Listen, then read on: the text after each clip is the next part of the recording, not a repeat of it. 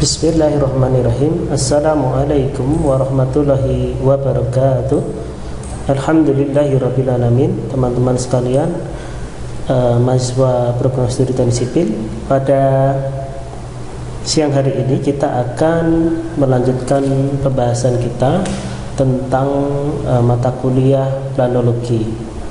Baik, mata kuliah planologi di awal bisa kita terangkan adalah merupakan ilmu di dalam merencanakan suatu tata ruang dan sebagainya.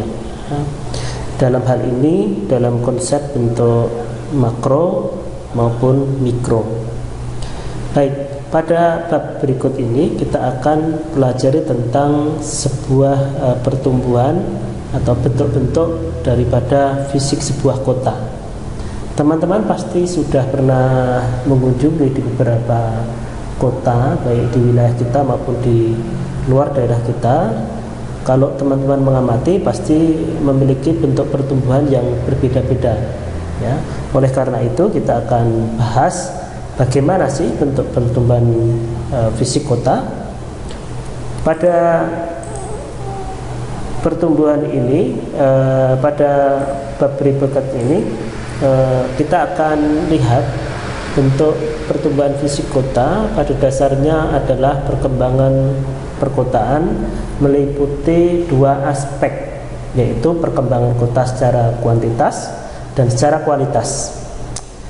Dan hubungan antara kedua aspek ini tentu sebetulnya sangat erat, baik secara makro maupun mikro, dan yang agak kompleks karena masing-masing saling mempengaruhi.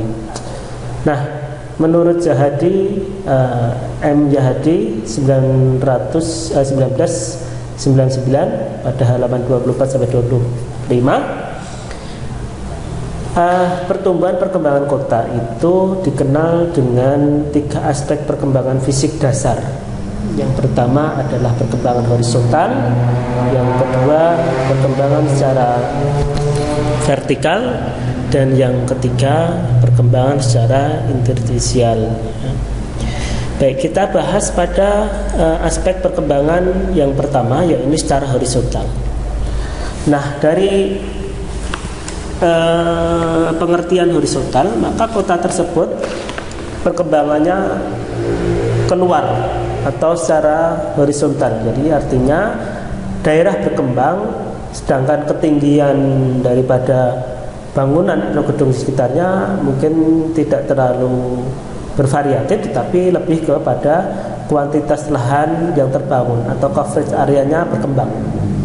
Yang awalnya mungkin kota tersebut memiliki luasan hanya sekitar 10.000 km, maka dia berkembang menjadi 15, 20 dan seterusnya, ya. Maka ini disebut perkembangan secara horizontal atau dari pusat menuju pinggiran.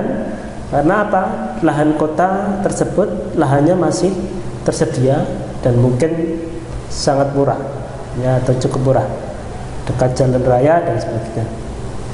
Nah, kemudian seperti apa? Kalau kita lihat ini adalah kota sebagai sentral, maka karena lahannya masih terpenuhi, maka kemudian dia berkembang meluas sesuai dengan coverage area yang tersedia. Saya ambil contoh di dekat kita, di Kabupaten Sukoharjo. Di Kabupaten Sukoharjo sendiri, pada dasarnya ketika mungkin tahun 80-90-an, maka pusat kota Sukoharjo itu berada pada titik di Proliman Sukoharjo, atau dulu dikenal dengan ada gedung kabupaten di Gedung Wawa itu dulu, tapi sekarang sudah dibangun. Kemudian batas dari sisi selatan pada daerah di mana itu, di sebelum terminal Sukoharjo itu, maka disebut sebagai batas atau batas kota. Nah, sedangkan batas daripada sebelah utaranya adalah di Jember, atau pertigaan Jember ke arah selatan itu adalah batas wilayah kota Sukoharjo, ya. Jadi maka dikenal dengan batas juga, ya, batas kota. Nah, namun pada tahun 2000-an sampai 2010-an ke sini, batas kabupaten atau kota Kabupaten Sukoharjo itu meluas hampir 2 kali lipat. Ya, seiring 20 tahun kemudian maka dia meningkat luasan atau coverage area-nya menjadi 2 kali lipat. Karena apa? Batas kota Sukoharjo sekarang tidak lagi di Jember, tetapi berada di wilayah Bulakrejo, atau tepatnya di batas terminal batas rumah sakit Nirmalasuri tersebut. Begitu juga di sebelah selatan batas kota Kabupaten Sukoharjo itu berada di Nguter, di ngambil-ngambil tepatnya ya. Nah, ini membuktikan apa? Bahwa perluasan kota Sukoharjo itu secara pertumbuhan fisiknya adalah secara horizontal, karena lahannya masih tersedia dan masih luas seiring dengan jalan yang ada di daerah Wonogiri maupun ke arah Solo. Pada berikutnya kita akan melihat sisi perkembangan atau pertumbuhan kota secara yang kedua, yakni secara vertikal. Perkembangan secara vertikal adalah cara perkembangan mengarah ke atas. Artinya daerah pembangunan dan kualitas lahan yang terbangun tetap sama, sedangkan ketinggian bangunannya mulai bertambah tinggi. Ya, perkembangan ini disebut sebagai pusat kota karena memang apa? Lahan yang tersedia sangat mahal. Maka mau tidak mau para pengembang atau pemilik bangunan gedung, dia membeli tanah yang ada, kemudian untuk meningkatkan kapasitasnya maka dinaikkan. Ya, maka bangunannya menjadi lebih tinggi ya. Karena apa? Kota tersebut sebagai pusat ekonomi. Kalau kita lihat seperti ini, di kota Solo mungkin sudah tidak mungkin lagi dilakukan perkembangan secara horizontal, maka yang dapat dilakukan hanya perkembangan secara vertikal. Nah, maka di 2000-an ke sini, tahun 2000 ke sini, ini terdapat banyak sekali gedung-gedung yang lebih dari 5 lantai lah. Padahal sebelum 2000 itu paling tinggi hanya sekitar 5 lantai. Tapi sekarang di tahun 2010 sampai ke sini sudah banyak yang di atas 20 lantai dan sebagainya. Ini membuktikan bahwa lahan di kota Solo sangat mahal. Oleh karena itu dilakukan pengembangan secara vertikal. Nah, pada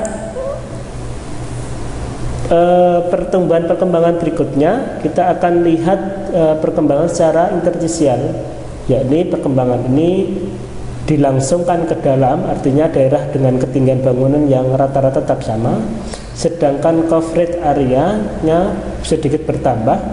Ya, perkembangan ini disebut sebagai atau sering terjadi pada pusat kota, pinggiran kota yang kawasannya hanya dibatasi dan hanya dipadatkan. Nah, kita lihat seperti ini. Nah, ini mungkin cara yang paling tepat, tapi sehingga pertumbuhan demografi penduduk, pertumbuhan ekonomi, maka dapat dihitung sehingga kapasitas daripada bangun-bangun yang ada itu dapat dihitung ketinggiannya, ya, ketinggiannya maupun coverage-nya dibatasi. Ya, barangkali itu adalah beberapa contoh konsep pertumbuhan yang ada di tempat kita. Untuk selanjutnya nanti teman-teman akan lihat pada slide berikutnya bagaimana cara mengatasi perkembangan yang ada atau bangunan ada. Terima kasih. Wabillahi taufiq. Wassalamualaikum warahmatullahi wabarakatuh.